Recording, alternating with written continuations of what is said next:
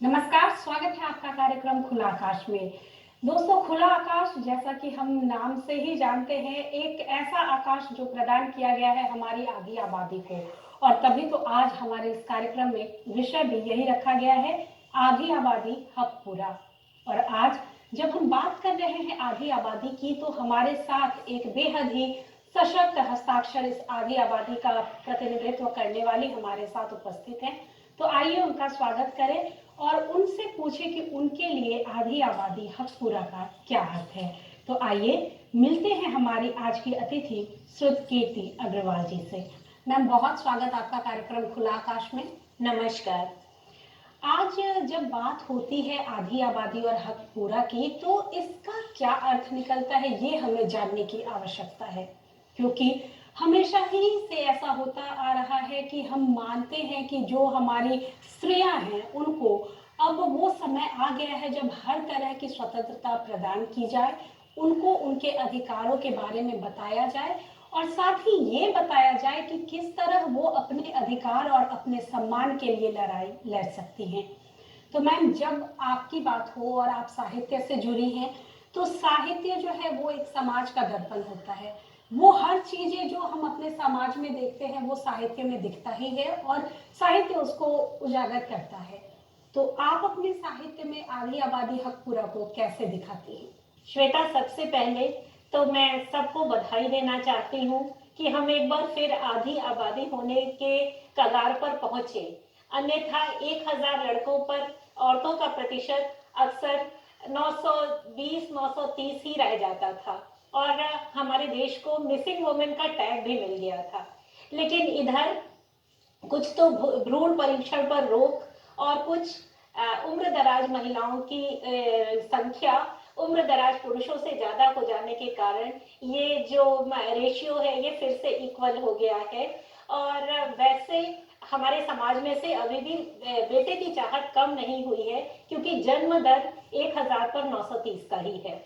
बहुत सही कहा मैम आपने कि हमें अपने अधिकारों के लिए लड़ना होगा, अपनी बातें जो है वो दुनिया के सामने रखनी होगी, बताना होगा कि किस तरह हम अपने हक के लिए, अपने अधिकारों के लिए जो अपनी उपस्थिति है वो दर्ज करवा रहे हैं। और इसमें साहित्य की भूमिका, शिक्षा की भूमिका बहुत ज़्यादा है। तो मैम, जब भी बात होती है शिक्षा की, तो शिक्षित होना या फिर शैक्षिक रूप से सशक्त होना एक महिला के लिए और हमारी आधी आबादी के लिए कितना आवश्यक है? शिक्षा बुनियादी चीज है। होता यह है कि एक शिक्षित महिला या एक शिक्षित पुरुष को का विजन बढ़ता है, उसको सारी दुनिया देखने का मौका मिलता है, उसको पता चलता है कि दुनिया में कहाँ क्या हो रहा है। इसके अलावा अपनी अस्मिता, अपने आप को पहचानना शिक्षा के ही माध्यम से हो पाता है। नहीं तो अक्सर अगर पढ़ाई लिखाई की कमी होती है तो लोग बहुत थोड़े से दायरों में सीमित रह जाते हैं। इसके अलावा शिक्षा लड़ना भी सिखाती है, शिक्षा हमें हमारे हक के बारे में भी बताती है। अगर आप कहें तो मैं इस पर अपनी एक छोटी सी रचना सुनाना चाहूंगी। जी जरूर। मेरी एक पात्र है, रानी कह लीजिए उसे। रानी एक बहुत प्यारी सी लड़की है। वो छोटे उम्र में ही हर चीज में भाग लेती है, पढ़ाई लिखाई में बहुत तेज है। लेकिन कई बार ऐसा होता है कि लड़कियों का आगे बढ़ना समाज देख नहीं पाता है। उसके घर में, उसके संयुक्त परिवार में उसके ताऊजी से भी उसको उसके लिए भर्त्सना मिलती है। और उसके स्कूल में भी बहुत सारे लोग उसके विरुद्ध हो जाते हैं, क्योंकि वो हर चीज में सबको बीट करती है, आगे आ जाती है। और अगर किसी स्त्री से बदला लेना है, किसी स्त्री को नीचा दिखाना है, तो सबसे पहली चीज उसका शरीर आता है। कुछ लोग उसको उठाते हैं, उसके साथ बलात्कार करते हैं और उसके बाद ये बात खुल भी जाती है। मीडिया, पुलिस, बहुत सारे लोगों के अलग अलग तरह के प्रश्नों से वो लड़की एकदम परेशान हो जाती है।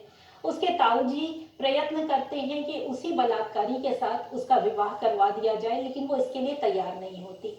जितनी भर्त्सना, जितना परेशानी उसने सही है, उसकी वजह से वो लड़की अपने आप को एक कई खोलों के अंदर बंद कर लेती है और उसकी जिंदगी में सिर्फ पढ़ाई और सिर्फ पढ़ाई रह जाती है। वो पढ़ती है, वो परीक्षाएं पास करती है, वो बहुत ज़्यादा कॉम्पिटिशन्स में भाग लेती है और आईआईटी में उसका चुनाव हो जाता है। उसके बाद वो शहर, वो जगह उससे छूट जाती है। वो बहुत अच्छे नंबर पाती है और यूएस में अपने आप को स्थापित कर लेती है। उसकी ज़िंदगी अच्छी बीत जाती है। फिर एक दिन उसको अपने उन्हीं ताऊजी का पत्र मिलता है, जो कि बताते हैं कि उनकी पोती को भी उसी तरह की परिस्थितियों से गुजरना पड़ रहा है। वो आगे पढ़ना चाहती है और वो उससे अनुरोध कर रहे होते हैं कि तुम इसको अपने पास बुला लो। वो पढ़कर चमत्कृत रह जाती है कि जिन परिस्थितियों से वो भाग कर आई थी वो अभी भी वहां की वहां है। अगर वो अपनी भतीजी को बुला भी लेगी तो क्या ये बाकी लड़कियों के साथ नहीं होगा? वो तय करती है कि नहीं, मुझे ये नहीं चाहिए। वो वापस लौटने का निर्णय लेती है और कहती है कि मैं इन परिस्थितियों से लड़ूंगी, मैं इसको बदलूंगी और मैं इस पर काम करूंगी। तो ये शिक्षा थी जिसने उसको पलायन करने के बजाय लड़ने का संदेश दिया। बहुत अच्छी कहानी के जरिए हमें बताया मैम ने कि किस तरह से शिक्षा जो है वो आधी आबादी के लिए महत्व रखती है और किस तरह उन्होंने रानी के जरिए हमें ये समझाने की कोशिश की कि ये सिर्फ एक रानी की कहानी नहीं है। हमारे समाज में ऐसे ना जाने कितनी रानियां हैं जो शिक्षा के बदौलत ही आगे बढ़ रही हैं और साबित कर रही है कि आधी आबादी को क्यों पूरा हक मिलना चाहिए। मैम बहुत अच्छी बात कही आपने और बहुत अच्छे कहानी के जरिए आपने हमें ये समझाया भी कि शिक्षा क्या महत्व रखती है। और जैसे आपने अपनी कहानी बताई तो उसमें एक और चीज जो उभर कर सामने आई वो था परिवार। तो जब भी बात आधी आबादी की होती है, महिलाओं की होती है, तो परिवार की उसमें क्या भूमिका है कि उन्हें आगे बढ़ा सके और उनके जो अधिकार हैं वो उनको दे सके। जहां तक परिवारों का सवाल है श्वेता, सोच में थोड़ा बहुत परिवर्तन आया भी है। लड़कियों को कई बार कमाने का, पढ़ने का हक मिल भी जाता है, लेकिन मैं बताऊं, जो पैसे वो कमाती हैं उनको खर्च करने का उनको पूरी तरह से अधिकार नहीं होता। वो निर्णय लेने का हक उनके पास नहीं है और अगर कभी निर्णय उनके ऊपर छोड़ दिया जाता है तो उसमें गलती करने का हक तो उनको बिल्कुल नहीं मिलता। अगर आप कोई निर्णय लेते हैं वो सही हो सकता है, गलत हो सकता है, लेकिन लड़की को हर समय अपने आप को साबित करना होता है कि उसका निर्णय सही ही होगा। गलत होने पर दोबारा शायद मौका भी नहीं मिलता। बहुत सही बात कही है मैम ने कि निर्णय लेने की आजादी। जी हाँ, जो महिलाओं की हक और अधिकारों की बात होती है तो जो एक बात सबसे ज्यादा मायने रखती है वो है उनका सही गलत चुनने का फैसला।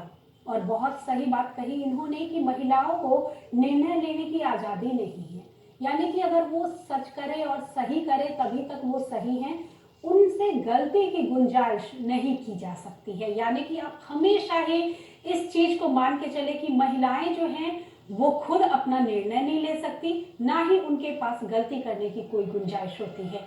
तो ये निर्णय लेने की जो आजादी है मैम, ये मुझे लगता है कि महिला सशक्तिकरण के लिए सबसे ज्यादा आवश्यक है।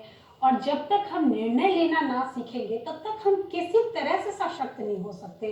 तो आधी आबादी हक पूरा के लिए जो एक मूल तत्व निकल के सामने आता है वो निर्णय लेने की स्वतंत्रता ही है। तो इसके लिए महिलाओं को किस तरह से आगे बढ़ना चाहिए? हाँ, निर्णय लेने की स्वतंत्रता सबसे पहली चीज है, क्योंकि मेरे ख्याल से कुछ कपड़े गहने खरीद पाना या चलिए उच्च वर्ग में फ्लैट पसंद कर लेना, गाड़ी खरीद लेना ही स्वतंत्रता का मतलब नहीं हो सकता है। स्वतंत्रता वहां पर आती है जब वो जो चाहे, जिसको ठीक समझे वो करे, वो अपनी बुद्धिमानी का प्रयोग कर सके। वैसे जब आप परिवारों की बात करते हैं तो बच्चे महिलाओं की, अक्सर महिलाओं की जिम्मेदारी होते हैं। ये बात हम मानेंगे कि उनको जो परवरिश महिलाएं दे पाती हैं वो अक्सर दूसरे लोग नहीं दे पाते हैं। सो पारिवारिक जिम्मेदारियां उनके ऊपर होती हैं और ज्यादातर कामकाजी महिलाएं अपने परिवार को सबसे ऊपर रखती हैं। मैं इस चीज का समर्थन करती हूँ और हमेशा अगली पीढ़ी के बारे में सोचने के बाद ही अपनी कोई इच्छा पूरी करनी चाहिए स्त्रियों को। इस बात से तो मैं हमेशा वो करती हूँ। विचारों की आज़ादी एक ऐसी आज़ादी है जिसमें हम कह सकते हैं कि हमें ये पूरी स्वतंत्रता होती है कि हम अपने विचार किसी दूसरे के विचार से प्रभावित होकर ना लें या ना बनाएं। हमारा एक स्वतंत्र निर्णय होना चाहिए, हमारी एक स्वतंत्र सोच होनी चाहिए। और बहुत अच्छे से मैम ने इस बात को परिभाषित भी किया कि किस तरह से विचारों का जो निर्णय है वो अपना स्वयं का होना चाहिए। मैम, जब हम बात करते हैं आधी आबादी की तो एक बात हमारे जहन में सबसे पहले आती है, वो है आरक्षण। और अभी जो जनप्रतिनिधि होते हैं, जैसे बहुत सारे हम ऐसे चुनाव देखते हैं जिनमें महिलाओं के लिए सीटें आरक्षित होती हैं, लेकिन चुने जाने के बावजूद भी वो जो जनप्रतिनिधि के रूप में महिलाएं होती हैं, उनके सारे काम या उनके सारे निर्णय उनके परिवार में जो पुरुष होते हैं, फिर वो उनके पिता हो, पति हो, वो ही लेते हैं। बैठकों में भी वो ही शामिल होते हैं। तो इस तरह का जो आरक्षण उन्हें दिया जाता है ताकि वो अपने विचार सामने ला सके या वो समाज में एक बेहतर अपने आप को प्रूव कर सके कि हाँ, मैं भी इस जन का प्रतिनिधित्व कर सकती हूँ। तो पुरुष उन्हें क्यों कमतर आंकते हैं और क्यों खुद ही उनके सारे निर्णय लेते हैं और उनकी जो पद होती है, प्रतिष्ठा होती है, उस पर भी पदस्थापित हो जाते हैं। आरक्षण हमारे यहाँ एक प्रयोग की तरह शुरू किया गया था, चाहे वो जाति आधारित हो या लिंग आधारित। जो लोग ज्यादा पिछड़े थे, जिनको तरक्की का अवसर नहीं मिला था, उनको एक छोटा सा पुशबैक देने के लिए आरक्षण की शुरुआत हुई थी। लेकिन बाद में ये जिसको आरक्षण मिला उसी के पास रह गया, जबकि मेरी ये अवधारणा है कि आरक्षण की सुविधा जरूरतमंदों को मिलनी चाहिए और ये जो इससे लाभान्वित हो चुके हैं सिर्फ उन्हीं को बार बार नहीं मिलनी चाहिए। मैं आपको बताऊं कि आपने जो कहा कि महिलाएं अपने घर के पुरुषों को बैठकों में और मीटिंग्स में शामिल होने के लिए मनोनीत करती थी, अब एक नया कानून आ गया है, उनको खुद जाना पड़ेगा। वो अपने स्थान पर किसी और को मनोनीत नहीं कर सकती। मेरे ख्याल से ये एक बहुत अच्छा निर्णय है सरकार का।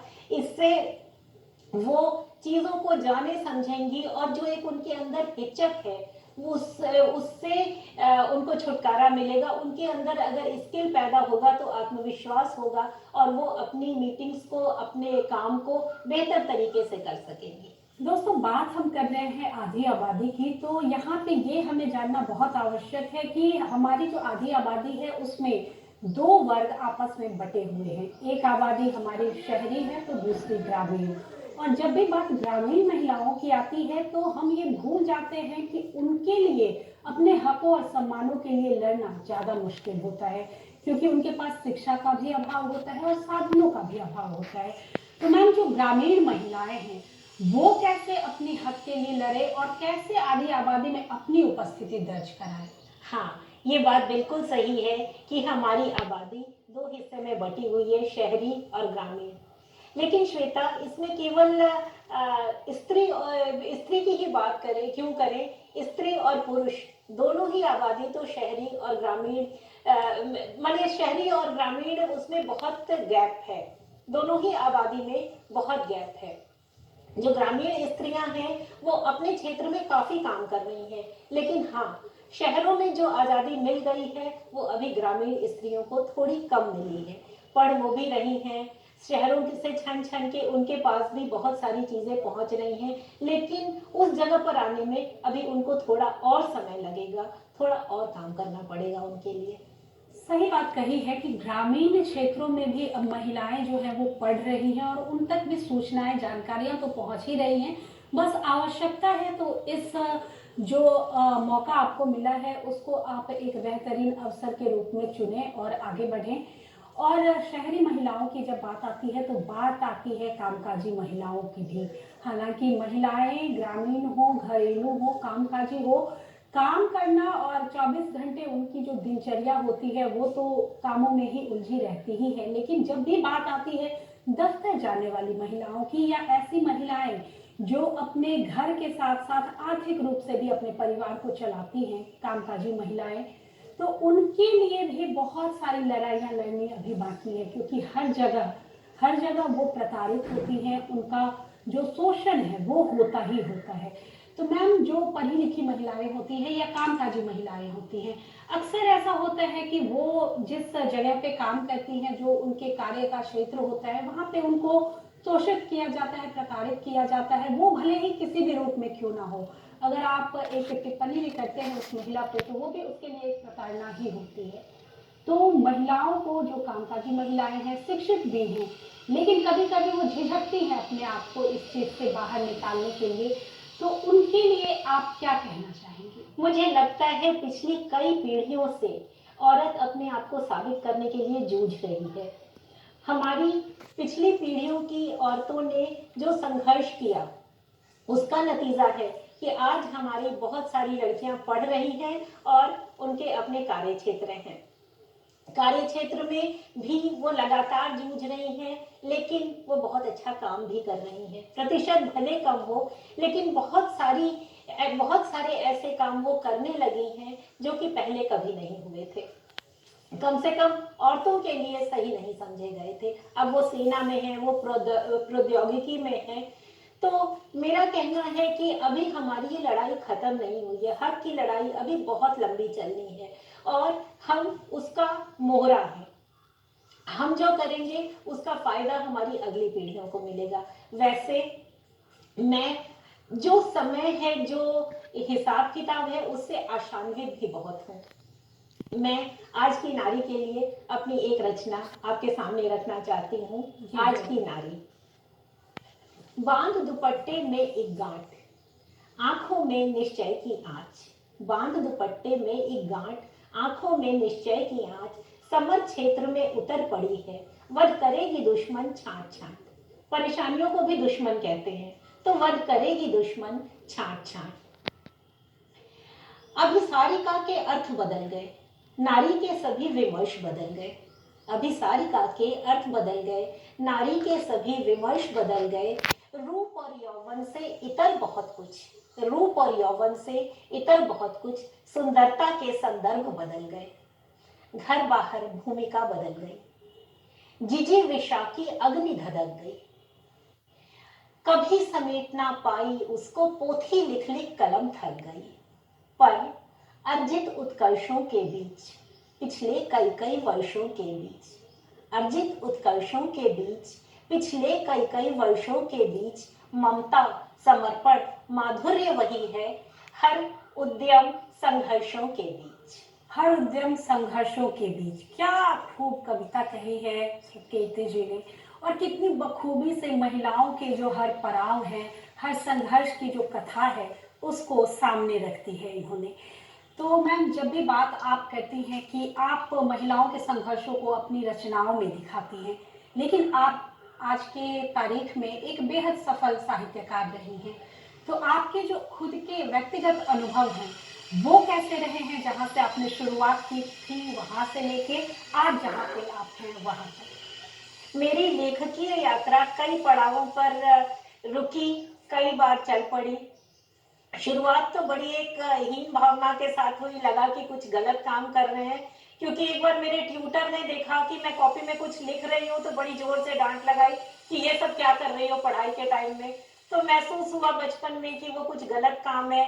मैं छुपाने लगी, छुपा कर लिखने लगी। फिर धीरे धीरे जब एक बार ऑल इंडिया रेडियो पर मेरा प्रोग्राम हुआ और लोगों ने पसंद किया तो थोड़ा सा कॉन्फिडेंस आया। फिर पारिवारिक जिम्मेदारियों में रुका चला, कई पत्रिकाओं ने मुझे छापा, सरिता वनिता जैसी राष्ट्रीय स्तर की पत्रिकाओं ने मुझे छापा। लेकिन उसके बाद फिर मेरा ये सफर रुक गया, क्योंकि बेटा छोटा था, पारिवारिक जिम्मेदारियां थी और मैंने अपने इस शौक को महत्व नहीं दिया था। लेकिन बाद में मुझे समझ में आया कि मेरी पहचान तो इसी से है।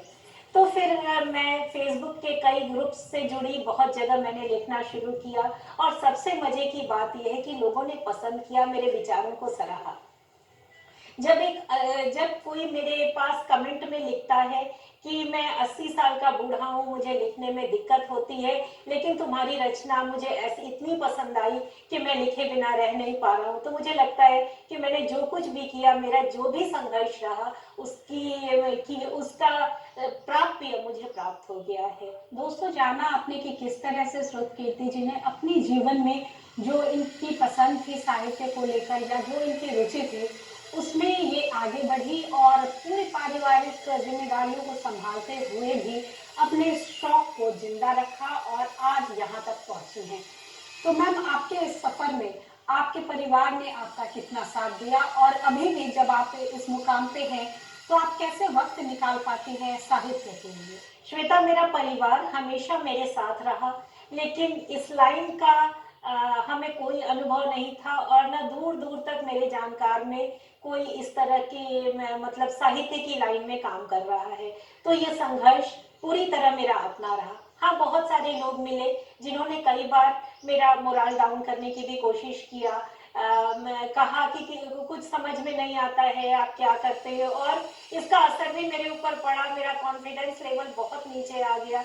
लेकिन जब मैंने सीरियसली लिखना शुरू किया और लोगों तक अपनी रचनाएं पहुंचाई, तो उनका जो प्रतिक्रिया आई, उन्होंने जो मेरा उत्साह बढ़ाया, उससे अब मुझे लगता है कि मेरे कॉन्फिडेंस में वृद्धि हो चुकी है।